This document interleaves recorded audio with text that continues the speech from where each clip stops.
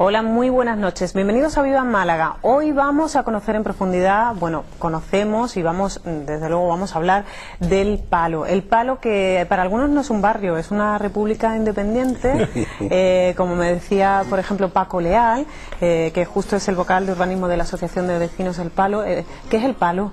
Bueno, pues como tú bien acabas de decir, pues, una república independiente. Bueno, también es verdad que Málaga es el mejor barrio que tiene el Palo. O sea, Málaga, Pero bueno, el Palo es un barrio es singular, tiene unas cosas que primero por sus años de existencia que tiene, conjuntamente con la Trinidad y el Perche, pues son los tres barrios. Un barrio emblemático.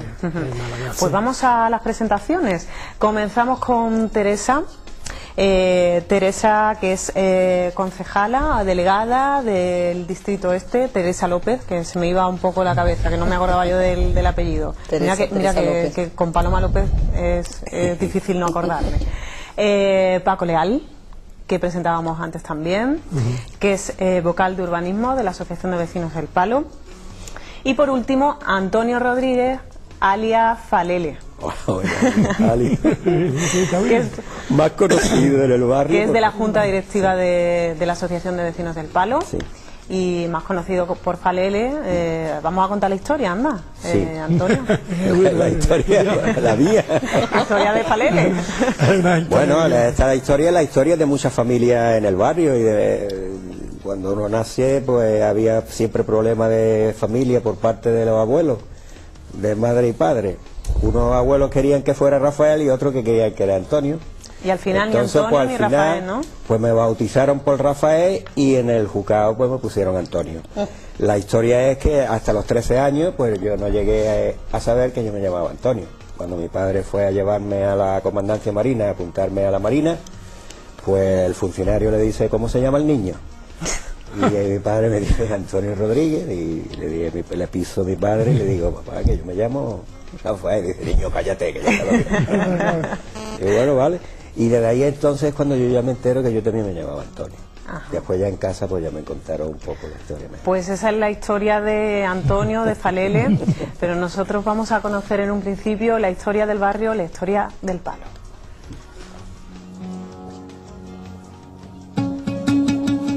Fenicios, romanos y árabes dejaron huella en el barrio del Palo.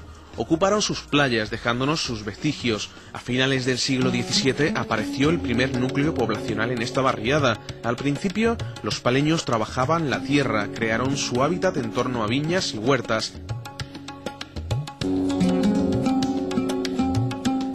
En un principio se vivía más del campo más que de la agricultura, más que del mar. Lo que pasa es que ya cuando emigran tantísima gente al Palo, que ya vienen de la parte de, ya por el 1800, 1790 por ahí, migran tanto, entonces van mayormente todo a lo que es la playa. Destaca la fecha de 1756, año en que San Antón pasa a ser propiedad de los padres del oratorio de Felipe de Neri. A principios del 19 se desecan las lagunas que había en zonas costeras por el Palo y Pedregalejo. Estas zonas de aquí eran todo lagunas, charcas. Toda la costa nuestra es charca. Entonces, del Palo, paludismo, por lo que se ve, es lo que sale el Palo. También se habla de, esta es una de ellas, dentro de las cuevas, viene hacia abajo, ahí hay un arroyo que viene con el nombre del arroyo del Palo. Ahí había una charca enorme que hasta el 1800 y pico no se mandó a secar. En 1851, Isabel II impulsa la creación de la iglesia. Se construye el cementerio en 1865. Era el Palo el barrio con más colegios religiosos. La formación de huertas favorece el crecimiento de este núcleo poblacional. También la construcción del colegio de los jesuitas, que contribuye al aumento de actividad en la zona.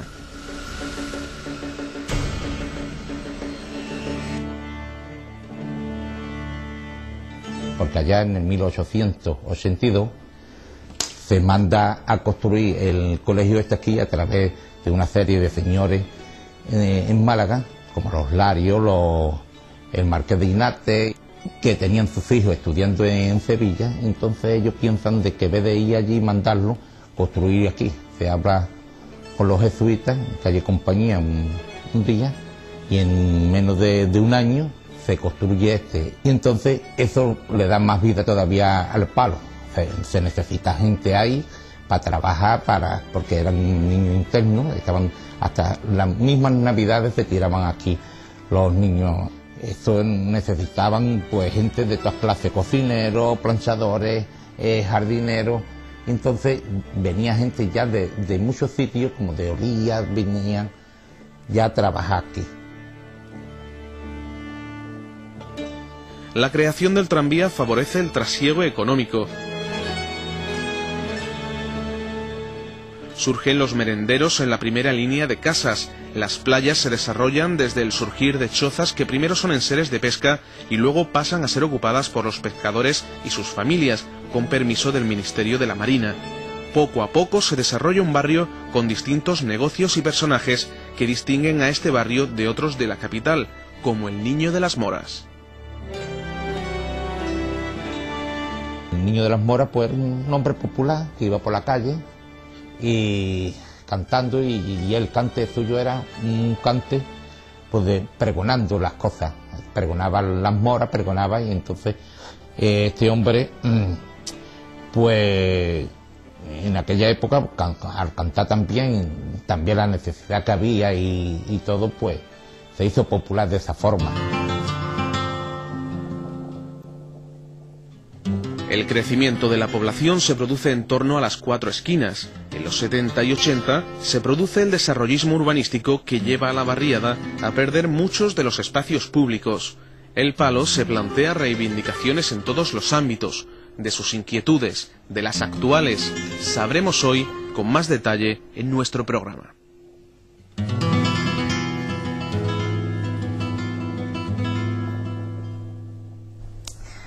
Bueno, pues en un principio vamos a recordar el número de teléfono que tenemos, al que ustedes pueden llamar si quieren participar en nuestro programa: 952 39 33 59, 952 39 33 59, y vamos ya de lleno con la historia del Palo.